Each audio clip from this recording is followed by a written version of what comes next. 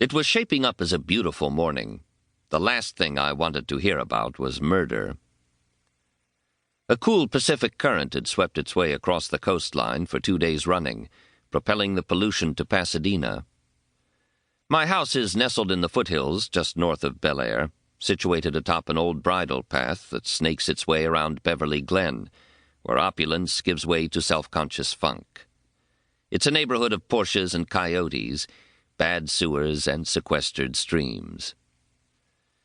The place itself is 1,800 square feet of silvered redwood, weathered shingles, and tinted glass. In the suburbs, it might be a shack. Up here in the hills, it's a rural retreat. Nothing fancy, but lots of terraces, decks, pleasing angles, and visual surprises. The house had been designed by and for a Hungarian artist who went broke trying to peddle oversized polychromatic triangles to the galleries on La Cienega.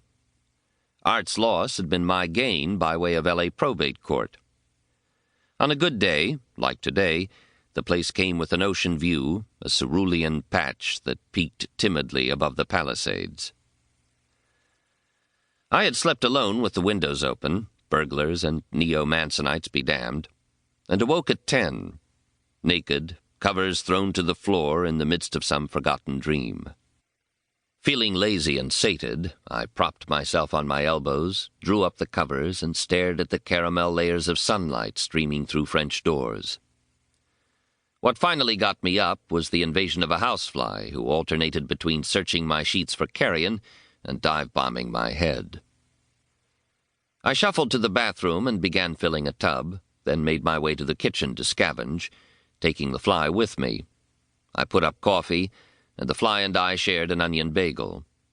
10:20 on a Monday morning with nowhere to go and nothing to do. Oh, blessed decadence.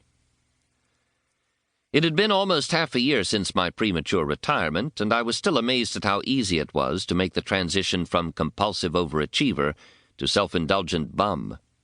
Obviously, I'd had it in me from the beginning.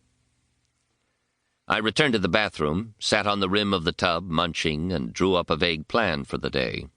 A leisurely soak, a cursory scan of the morning paper, perhaps a jog down the canyon and back, a shower, a visit to... The doorbell jarred me out of my reverie.